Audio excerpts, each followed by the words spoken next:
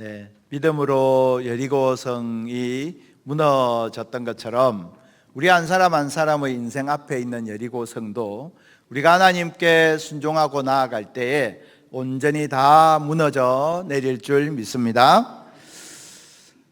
어렸을 때 참 많이 들었던 이야기가 있어요. 순영아, 목표가 있어야 된다. 제가 되게 목표가 없게 보였나 봐요. 어머니가 늘 목표가 있어요. 목표가 있어야 훌륭한 사람이 된다. 우리가 이 목표를 가지고 열심히 달려가는 것, 이것 굉장히 귀한 것 아닙니까? 그래서 참 그런 부분을 많이 강조했던 기억이 납니다. 방학하면 목표를 세우잖아요. 목표도 세우고, 그래서 이번 방학 동안 책 몇 권 읽기, 문제집 몇 권 떼기, 이렇게 해서 목표 세운단 말이에요. 다들 여기에 계신 분들은 방학 끝날 때쯤 되면 다 하셨죠? 네, 목표를 세우는데요, 이 목표를 이루는 사람은 극히 제한적이에요. 요즘은요, 아시겠지만 명문대학 들어가려면 초등학교 때부터 준비해야 합니다. 옛날처럼 한 1, 2년 머리에 띠 두르고 막 공부하면 명문대학 가던 시대는 이미 훌쩍 지나버렸어요. 초등학교 때부터 아이들이 명문대학 들어가겠다고 준비를 하는 거예요. 근데 어린아이 시절부터 목표를 향해서 열심히 달려가는 것 우리가 격려하고 칭찬하죠. 아이고 너 예쁘다, 착하다. 자제력이 강한 아이들은 그걸 견딜 수 있어요. 그 긴장을 견딜 수 있는 겁니다. 그래서 그까지 가요. 목표 지점까지 가서 입학도 하고요. 그래서 성취를 이루어요. 너무너무 기쁘죠. 그런데 굉장히 많은 경우에 그 성취를 이룬 뒤에 많은 경우에 번아웃 증후군에 빠져요. 번아웃이란 자기가 사용할 수 있는 에너지를 이미 다 사용해버린 겁니다. 그래서 목표에 도달은 했는데 더 이상 태울 연료가 없어요.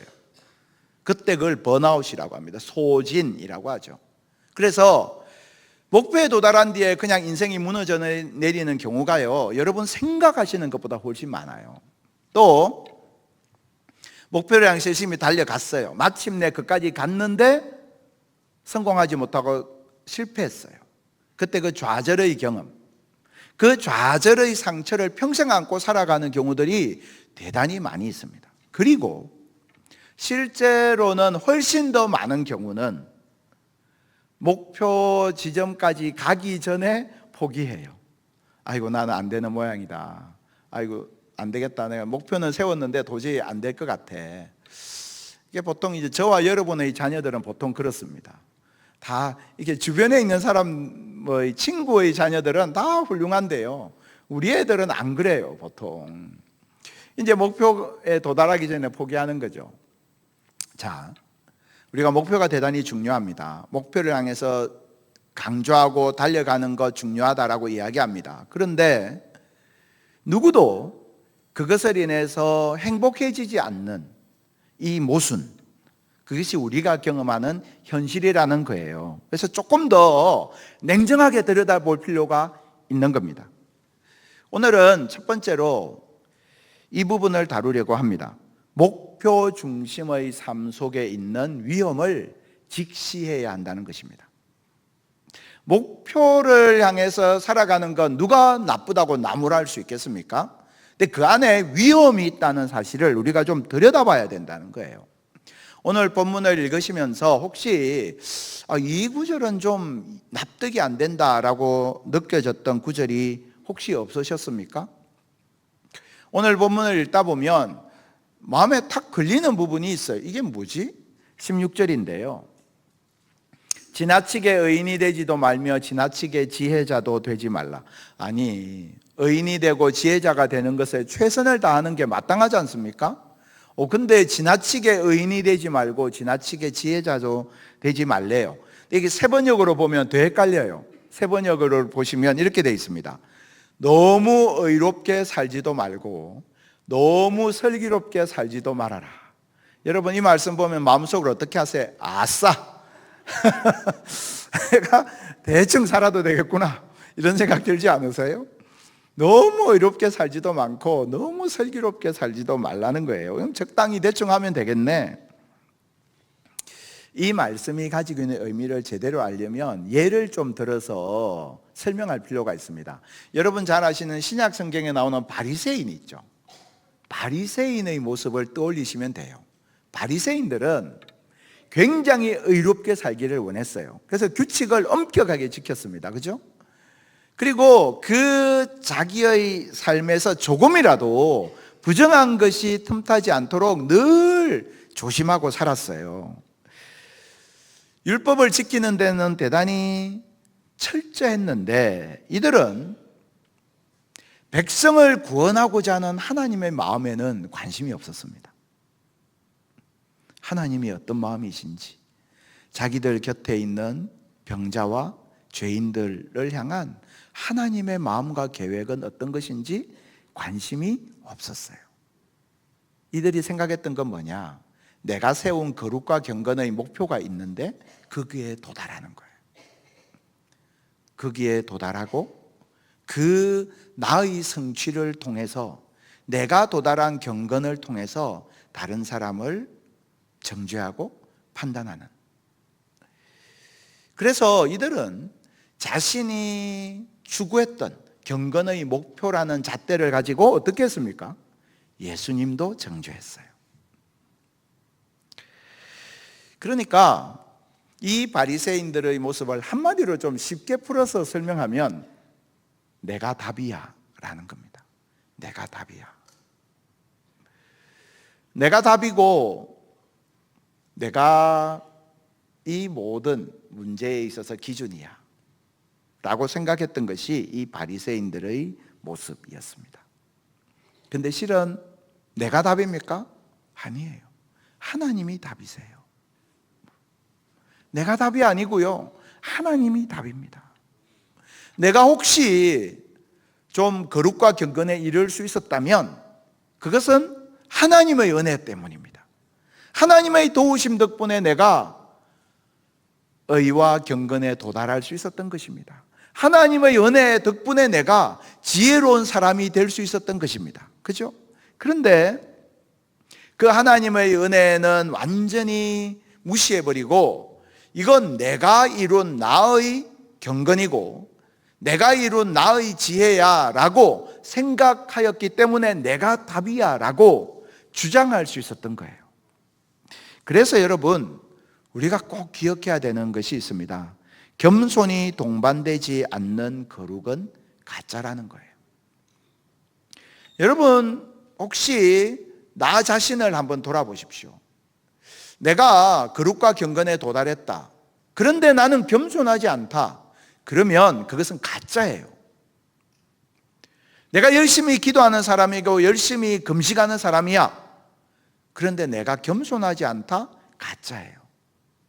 이것은 내가 영적으로 얼마나 건강한지를 판단하는 데 있어서 동서고금을 막론하고 성경이 이야기하는 대단히 중요한 진리의 기준입니다. 내가 겸손이 내게 없으면 그 경건은 가짜라는 겁니다. 왜냐하면 혹시 내가 지금 내가 도달한 경건이 있다면 그것은 하나님의 은혜 덕분이기 때문입니다. 자, 문제는 내가 답이야 라고 생각하는 사람은 하나님에 대해서도 동일한 자세를 갖는다는 겁니다. 하나님에 대해서도 하나님, 내가 답이니까 내가 원하는 대로, 내가 기대하는 대로, 내가 계획하는 대로 들어주셔야죠.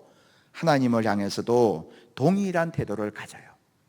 내가 이만큼 헌신했으니까, 내가 이만큼 기도했으니까, 내가 이만큼 금식했으니까 하나님 이렇게 해주시는 게 맞잖아요 라고 하나님께 나의 답을 요구하는 거예요. 그런데 여러분, 우리 현실은 어떻습니까? 오늘 본문 15절을 보시면 우리 현실에 대해서 이렇게 말씀하고 있어요. 자기의 의로움에도 불구하고 멸망하는 의인이 있어요. 의로운데요, 멸망하는 경우가 있더라는 겁니다. 여러분 주변에서 보지 않습니까? 또 반대로요, 악인인데요, 장수하고 잘 먹고 잘 살아요. 그런 경우가 우리 주변에 있다는 거예요. 그러면 그걸 보고 분명히 나의 공식, 이렇게 하면 이렇게 돼야 돼 라고 생각하는 내 공식의 세계 안에서만 사는 사람은 어떻게 될까요? 낙심하고 좌절하는 거예요. 그래서 우리가 신앙생활 할 때 내 뜻대로 이루어지느냐 그렇지 않느냐에만 촉각을 곤두세우고 살면 신앙생활에 언제나 긴장과 불안이 있습니다. 기도할 때도 내가 왜 담대하게 기도하지 못하느냐, 혹시 내가 기도했는데 안 이루어지면 어떻게 하지? 에 대한 불안함이 있기 때문에 그래요. 우리는 기도하면서 내가 기도한 대로 이루어지지 않는 걸 어떻게 뭐라고 규정하느냐? 실패라고 규정해요. 그러니까 내가 온전히 그 기도에 나의 마음을 쏟아붓지를 못하는 거예요. 여러분, 내가 생각하고 계획한 대로 내가 설정한 목표대로 되어야 성공이고 되지 않으면 실패입니까? 아니라는 거예요. 실제로 성경은 우리에게 그렇게 말하고 있지 않다는 거예요. 그래서 이 지점에서 우리가 이렇게 좀 질문해 보고 싶습니다. 그러면 우리는 어떻게 살아야 합니까? 그러면 우리는 어떻게 살아야 합니까? 저는 말씀을 전하면서 언제나 성도님들이 살아가는 삶의 자리를 늘 묵상하곤 합니다. 내가 목양하는 우리 성도님들이 살아가는 삶의 자리에서 성도님들이 경험하는 딜레마가 있어요. 고민이 있어요. 근데 그러한 것들에 대해서 말씀은 뭐라고 말씀하고 있는지를 잘 전해서 삶 속에서 이 말씀을 붙들고 승리할 수 있도록 도와드리는 것, 또 내가 먼저 그렇게 살아내는 것, 그것이 목표라고 생각합니다. 그래서 그러면 우리는 어떻게 살아야 하는가? 라는 질문에서부터 좀 시작해 보려고 하는 것입니다. 14절을 보겠습니다. 이렇게 말씀합니다. 형통한 날에는 기뻐하고 곤고한 날에는 되돌아보아라. 여러분 성경 지금 펴놓으셨죠? 날에 동그라미 한번 쳐보시겠습니까? 형통한 날에는 기뻐하고 곤고한 날에는 되돌아보아라. 이렇게 말씀했습니다. 그죠? 날. 이 날이란 단어가 히브리어로 욤인데요. 이 날이란 단어는 마치 우리가 낮, 하루, 반나절 이야기할 때 그 짧은 시간을 의미하는 그런 단어예요.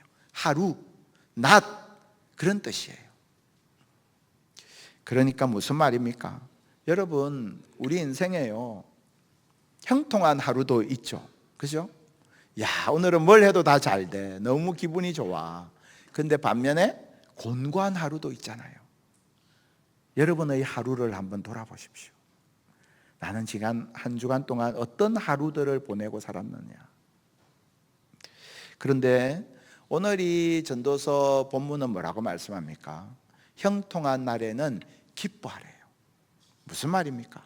형통한 그 하루를 맞이했다면 충분히 기뻐하라는 거예요. 근데 우리는 형통한 하루를 맞이했을 때도요, 충분히 기뻐하지 않아요. 아, 내일은 또 나쁜 일이 생기면 어떻게 하지? 이 생각을 먼저 해요. 내가 형통한 하루를 맞이하면 그날을 충분히 기뻐해야 되는데 그러지 않는단 말이에요. 야, 이거 내가 저 목표까지 가려면 아직도 많이 남았는데 어떻게 하지? 이 걱정부터 한다는 거죠. 때로는 여러분 곤고한 날이 닥쳐요. 곤고한 하루를 맞이할 때가 있지 않습니까? 아침부터 자식이 속을 썩이더니 회사 가도 상사가 나보고 뭐라고 하고 퇴근하고 집으로 오려고 하는데 사고가 났어. 하루가 곤고한 하루가 있어요. 그런데 내가 생각했던 것과 전혀 다르게 일이 진행되는 그런 곤고한 하루에 뭐라고 말씀하느냐? 되돌아보라. 자기를 되돌아보고 또 그럼에도 불구하고 그 하루에 내가 최선을 다해야 한다라고 말씀하고 있는 거예요. 그러니까 이 말씀이 말하고 있는 게 뭐냐면 모든 날이든지 모든 날 속에 내가 충분히 그 날에 집중해야 한다라는 뜻이에요. 그래서 오늘 말씀의 제목이 무엇입니까? 지금 이 순간 충만하게 살기. 성경은 우리에게 지금 이 순간에 내가 충만하게 살아라 라고 말씀하고 계세요. 하나님의 섭리와 계획 우리가 다 알지 못합니다. 내가 이렇게 하면 정해진 시간에 정해진 답이 나오는 그런 공식이 아니에요. 인생은 공식이 아니에요. 그래서 오늘 본문 14절에서도 사람이 그의 장래일을 능히 헤아려 알지 못하게 하셨다라고 말씀하시지 않았습니까? 어떤 목적과 결과만을 바라보고 사는 것은요, 지혜롭지 못한 일일 뿐만 아니라 하나님의 뜻도 아니라는 거예요. 실제로 여러분, 신년이 되면 신자들, 권사님들도 토정비결, 점 이런 거 보러 다닌다고 그래요. 이거는 이제 그 역술인들의 이야기예요. 이게 있으면 손님들이 신년이 되면 사람들이 문전성시를 이루잖아요. 근데 와서 그런데요, 좀 너무 솔직한 거지. 와서 내가 교회 권사인데요 이러면서 우리 아들이 이번에 장가를 갈지, 올해 장가를 갈 수 있을지 못 갈지 이러면서 이야기를 한다는 거예요. 말을 해야 알잖아요. 그러니까 뭘 이야기하느냐 하면, 우리가 목표를 중심으로 살아가는 거 중요한데요, 그것에 너무나 매달려서 그 가운데에서 오늘 하루를 내가 어떻게 충만하게 살 건지에 대한 그런 열망이 부족한 거예요. 요즘 사람들은 실제로 하고 싶은 게 너무 많아요. 이루고 싶은 목표가 많고요, 하고 싶은 일이 많습니다. 이것도 해야 되고 저것도 해야 되고 다 한 손에 다 쥐고 싶어 해요. 그래서 요즘을 뭐라고 하죠? 멀티태스킹의 시대라고 하잖아요. 한 번에 다 해야 되는 거예요. 막 들으면서 책도 보고 공부도 해야 되고 작업도 해야 되고, 그러면서 간혹 가다가 통화도 해야 되고, 그러면서 내 일정표 보고 일정도 좀 이렇게 스케줄 조정도 해야 되고, 한 번에요 얼마나 많은 일을 하는지 몰라요. 제가 한번 그런 이야기를 들은 적이 있어요. 직장 생활을 하는 사람인데, 직장을 퇴근을 하면서 그런 생각이 들었대요. 오늘 하루를 이렇게 회사에서의 자기 모습을 좀 떠올려 봤는데, 카톡, 문자, 그러니까 굉장히 많이 했더래요.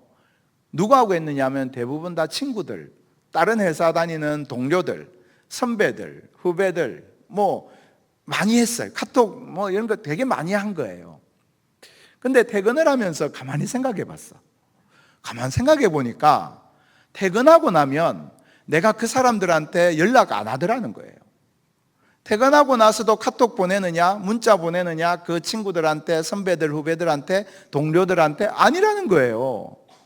이게 뭐냐? 그래서 친구들끼리 모였을 때 이 이야기를 했대요. 내가 보니까 회사에서는 내가 카톡도 하고 문자도 하고 이렇게 하는데, 퇴근하고 나니까 그런 거 전혀 안 하더라. 그러니까 모인 사람들이 다 자기도 그렇다고. 그걸 뭘 말하느냐 하면, 내가 회사에서 근무하는 동안에는 나는 이 사람하고도 연락하고 여기에도 연락하고 막 관심을 딴 데 두는 거죠. 근데 정말 내가 그 친구의 안부가 궁금했다면 퇴근하고 나서 연락을 해서 만나든지 해야 되잖아요. 근데 퇴근하고 나면 전혀 안 궁금해. 그냥 업무 시간, 근무 시간에만 생각이 나는 거예요. 근무 시간에도 나는 100% 내 시간을 쏟아붓지 않고, 그렇다고 사람들과의 관계에도 내가 100% 진심이 아닌, 그냥 한 번에 여러 개를 하는데 어느 것에도 나의 인생을 쏟고 있지 않은 채 살아가는, 그걸 우리가 멀티태스킹이라고 착각하는 거예요. 그게 정말 올바른 삶의 태도냐라는 것이죠. 성경은요, 우리에게 이렇게 말씀합니다. 18절인데요. 너는 이것도 잡으며 저것에서도 내 손을 놓지 아니하는 것이 좋으니 하나님을 경외하는 자는. 자, 하나님을 경외하는 것이란 무엇입니까? 하나님을 경외한다는 것은 어떤 것일까요? 하나님을 경외한다는 것이 내가 오늘을 살아가는 내 하루 24시간과 어떤 연관이 있을까요? 그 부분을 우리 한번 좀 같이 묵상해 보려고 합니다. 여러분, 우리가 목표를 설정하고 장래를 바라보는 것 중요해요.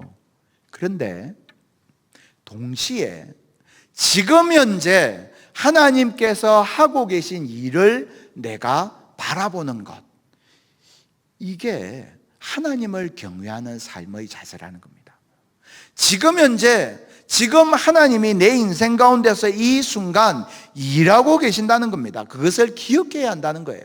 그것을 내가 기억하면 내게 주어진 지금 이 순간을 나는 소홀히 여길 수 없다는 겁니다. 목표 중심의 삶이 가지고 있는 위험이 있는데요. 자, 목표를 10년 뒤, 20년 뒤로 잡았습니다. 그러면 어떤 생각을 하게 되느냐 하면 10년, 20년 뒤잖아요. 근데 오늘 나는 이 하루를 살고 있어. 10년, 20년과 비교하면 이 하루는 눈에 보이지도 않는 먼지처럼 작은 순간이죠. 그러니까 뭐 오늘은 조금 쉬고 내일부터 하면 되지. 아직 10년, 20년이 남았는데 내가 아직도 많이 남았잖아. 이런 생각을 실제로 하게 돼요. 목표를 중심으로 하는 삶을 잘못 살면요, 그렇게 된다는 거예요. 목표는 있어. 그런데 내게 주어진 이 하루는 충만하게 살아가지 않으냐 하면서 목표만 계속 생각하는 거죠. 그러면 내 인생에 의미 있는 인생이 됩니까? 내가 목표를 향해서 가고 있는 인생이 맞습니까? 아니라는 거예요. 그래서 많은 사람들이 어떻게 하느냐, 목표를 생각하면서 오늘을 버려. 모순이죠. 목표를 생각하면서 오늘을 낭비해버려. 때로는 이런 경우도 있습니다. 목표를 생각하면서 오늘을 미워하는 경우도 있어요. 예를 들어서 나는 가난이 지긋지긋해요. 나는 돈을 꼭 많이 벌고 싶어요. 그래서 나는 어떻게 하든지 가난을 벗어나야 돼. 이 목표예요. 그걸 향해서 달려가는 가운데 오늘은 내가 빨리 빠져나와야 하는 지옥 같은 하루가 되는 거예요. 그렇게 오늘과 싸우면서 막 살아요. 오늘로부터 내가 도망가기 위해서 오늘을 사는 거예요. 문제는 여러분, 그 부정적인 에너지로 내가 인생을 살면요, 목표에 도달했을 때 부작용이 생기는 경우가 대단히 많아요. 내가 가난에서 벗어나기 위해서 열심히 노력해서 권력을 잡아.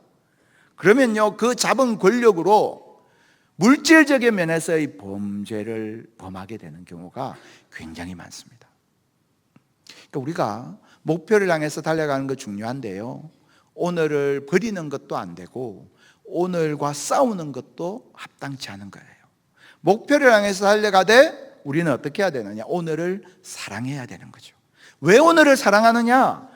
저는 그냥 단순히 긍정적이고 낙천적인 삶의 방식을 말하는 게 아니고요, 내가 오늘을 사랑해야 하는 이유는 하나님이 지금도 일하고 계시는 시간이 바로 오늘이기 때문입니다.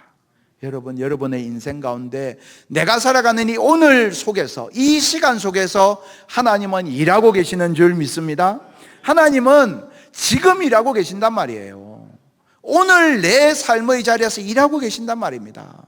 그래서 그 하나님을 경외하면 오늘을 나는 함부로 살 수 없어요. 한 분 이야기를 제가 좀 하려고 하는데요, 서울대학교 금속공학과에 합격했던 황농문 교수라는 분입니다. 이분이 대학에 합격하고 나서요, 너무너무 기뻤대요. 너무너무 기뻐서 한동안은 뭐 하늘을 날아갈 듯이 기뻤대요. 그런데 어느 날부턴가 갑자기 우울한 감정에 빠지게 됩니다. 끝이 보이지 않는 낭떠러지로 떨어지는 그런 경험을 하게 됩니다. 분명히 목표를 이루었고 남들이 다 부러워했는데 나는 너무 불행한 거예요. 대학을 졸업하고 높은 경쟁률을 뚫고 가고 싶었던 대학원에 합격을 했어요. 그때도 너무 기뻤대요. 그런데 그 기쁨의 유효기간이 6개월 지나고 나니까 다시 엄청난 우울감이 찾아온 거예요. 그때 생각했다는 겁니다. 과학기술이 많이 발전하고 문명이 발전하는데 그럼에도 불구하고 내가 행복하지 않다면, 도리어 불행하다면 이것은 무슨 의미가 있을까?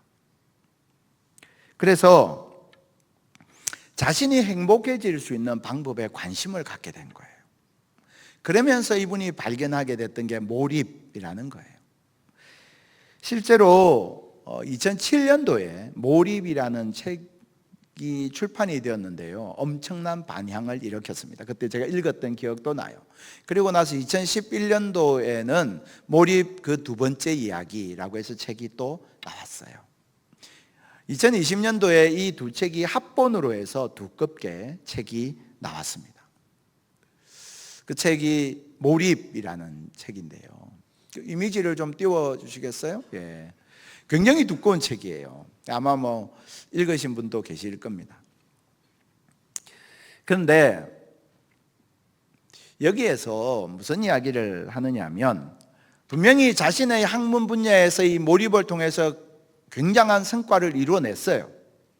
그런데 그것에 더해서 내가 몰입을 할 때 우울과 낙심 같은 감정이 환희와 감사로 바뀌는 경험을 했다라는 거예요.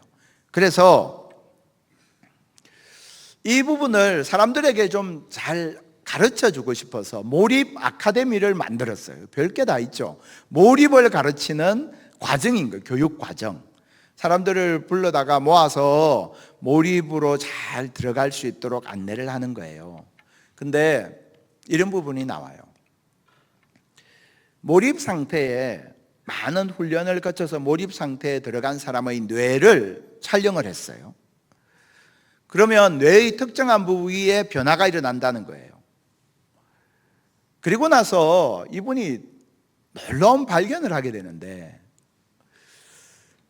열심히 하나님께 기도하는 신자가 하나님 앞에 전심으로 기도할 때 그 순간의 뇌에서 일어나는 변화가 몰입에 대해서 열심히 트레이닝을 해서 몰입 상태에 들어간 사람의 뇌에서 일어난 변화와 동일하더라는 거예요. 그러니까 무슨 말이냐면, 제가 이 책을 이렇게 읽으면서 마음속으로 그런 생각을 했어요.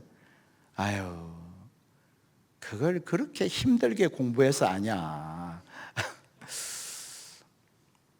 우리가요, 하나님 앞에 전심으로 내가 엎드려 기도하고 하나님 앞에 전심으로 예배하고 내게 주어져 있는 작은 일이지만 그 일을 하나님 경외하는 마음으로 전심으로 그 시간에 내가 나를 쏟아붓고 그 시간을 충만하게 채워나가면요, 그 시간을 통해서 하나님은 우리에게 우리가 이전에 경험하지 못했던 놀라운 지혜를 주시고 능력을 주시고 응답을 주시는 줄 믿습니다.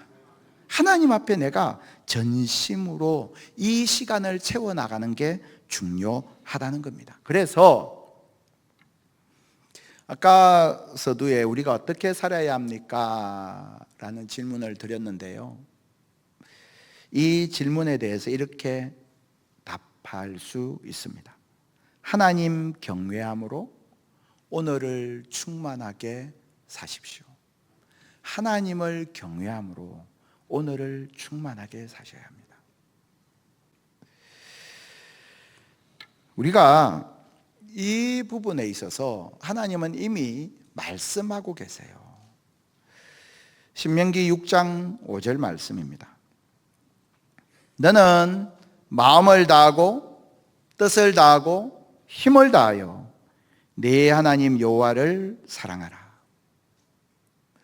마음을 다하고 뜻을 다하고 힘을 다하여, 마음과 뜻과 힘 100% 이야기를 하는 것입니다. 마음과 뜻과 힘 100%를 하나님은 원하십니다. 오늘을 충만히 산다는 건요, 오늘을 내가 100%로 산다는 것을 의미합니다. 지금 이 순간을 100%로 산다는 것을 의미합니다. 그게 하나님을 경외하는 삶이에요. 자, 지금 이 예배의 시간을 한번 생각해 볼까요? 지금 이 시간, 어떤 사람들은 예배가 마치는 시간을 목표로 두고 앉아 있습니다. 여기서 몇 분 정도나 그런지 모르겠습니다. 예배가 마치는 시간을 목표로 두고 있으면 어떤 생각을 하느냐면, 내가 오늘 예배가 12시 5분에 마칠까 10분에 마칠까. 그러면 그 목표에 도달할 때까지의 시간은 빨리 지나가야 되는 시간이 되는 거예요. 그런데 바로 지금 이 시간에 내가 온전히 집중할 때, 이 시간을 내가 충만하게 하나님 앞에서 채울 때, 그때에 하나님께서 내게 주시는 말씀이 내게 들리기 시작하고, 그때 내 안에 하나님의 사랑이 내 영혼을 가득 채우게 되는 것입니다. 여러분, 우리가 우리 앞에 주어져 있는 그 시간, 지금 이 순간, 이 순간을 내가 충만하게 사는 것이 그래서 중요합니다. 우리 교회에서도요, 우리가 예배 시간, 수요 예배, 금요 기도회, 새벽 기도 뭐 이런 시간이 있잖아요. 또 개인적으로 여러분 성경을 보실 때도 있죠. 꼭 한번 실천해 보십시오. 내가 지금 이 시간을 충만하게, 내가 이 시간을 채우고 이 시간에 내가 전심을 다해서 이 시간을 대해 보십시오. 왜 그렇게 해야 됩니까? 하나님을 경외하니까. 지금 이 시간에 하나님이 일하심을 내가 믿으니까. 그래서 이 시간을 내가 허투루 보내지 아니하고 하나님 앞에 100%의 시간으로 삼아 보십시오. 그러면요, 그 시간을 통해서 하나님께서 내 인생 속에 일하시는 것이 보이기 시작해요. 어제 청년부 찬양의 밤이 있었습니다. 청년들이 참 준비를 너무 잘했어요. 그래서 영상도 음향도 조명도 얼마나 잘 활용을 해서 뜨거운 찬양, 또 강사 목사님의 메시지, 그리고 하나님 앞에 합심해서 간절히 기도하는 그 시간이요, 얼마나 풍성했는지 모릅니다. 저에게 있어서 토요일 저녁 2시간은 굉장히 중요한 시간입니다. 다른 일에 시간 쓰지 않습니다. 그런데 그 토요일 저녁 2시간에 저는 이 자리에 앉아 있었습니다. 그 시간이면 뭐 이런저런 일들을 많이 할 수 있겠죠. 근데 제가 2시간 앉아 있으면서, 하나님, 내가 이 시간 하나님께서 지금 내게 말씀하시는 주의 음성에, 하나님께서 지금 내 영혼에 부어주기 원하시는 하나님의 은혜에 내가 집중합니다. 이 2시간 동안 하나님, 저는 하나님 그냥 전심으로 예배하는 예배자로 있겠습니다. 그렇게 그 자리에 있었어요. 그 속에서 하나님께서 주셨던 은혜가 참으로 풍성했습니다. 여러분, 우리에게 주어진 모든 시간들이 그러합니다. 그 시간을 그냥 때우는 것으로 살면, 그러면서 목표만 중요하다라고 공허하게 외치는 것으로는 우리 인생에 아무 일도 일어나지 않아요. 내가 지금 살아가는 지금 이 시간에, 이 시간을 하나님 앞에 충만하게 보낼 때, 그때 길을 걸으면서도 우리는 하나님의 음성을 듣게 되고, 그때에 내가 작은 찬양 가사 한 소절에서도 하나님 내게 주시는 위로를 경험하게 되는 것입니다. 사랑하는 성도 여러분, 한 주간의 삶이 우리를 기다리고 있습니다. 한 주간의 삶을 살아가실 때 내가 좋아하는 시간도 있을 것이고 내가 싫어하는 시간도 있을 것입니다. 빨리 지나갔으면 좋겠다라고 생각되는 순간도 있을 겁니다. 나에게 형통한 하루도 있을 테고 곤고한 하루도 있을 것입니다. 그때에 내 앞에 주어져 있는 지금 이 순간이 어떠한 모습이든지 간에 그 순간을 하나님 나와 함께 하신다는 그 믿음, 나와 함께 하시는 하나님을 경외하고 그 하나님께 시선을 집중시킴으로 그 시간을 충만하게 살아가는 귀한 은혜가 있기를 축복합니다. 왜냐하면 그 시간을 통해서 하나님은 여러분의 인생을 이끌어가고 계시기 때문입니다. 그 시간을 통해서 하나님은 일하고 계시기 때문입니다. 하나님 일하시는 그 시간을 낭비하지 마십시오. 하나님 일하고 계신 그 시간을 소홀히 여기지 마십시오. 하나님 일하고 계신 그 시간을, 그 하루를, 그 내 인생의 이 날을 가치 없게 여기지 마십시오. 그 날을 사랑하십시오. 내게 주어진 한 주간의 시간 가운데에서 하나님 경외함으로 우리에게 주어진 모든 시간 속에서 그 시간을 충만하게 살아가는, 그래서 내 인생 속에 하나님 일하시는 하나님의 역사를 날마다 풍성히 목도하게 되는 그런 은혜가 저와 여러분 속에 풍성한 한 주간 될 수 있기를 주님의 이름으로 축복합니다.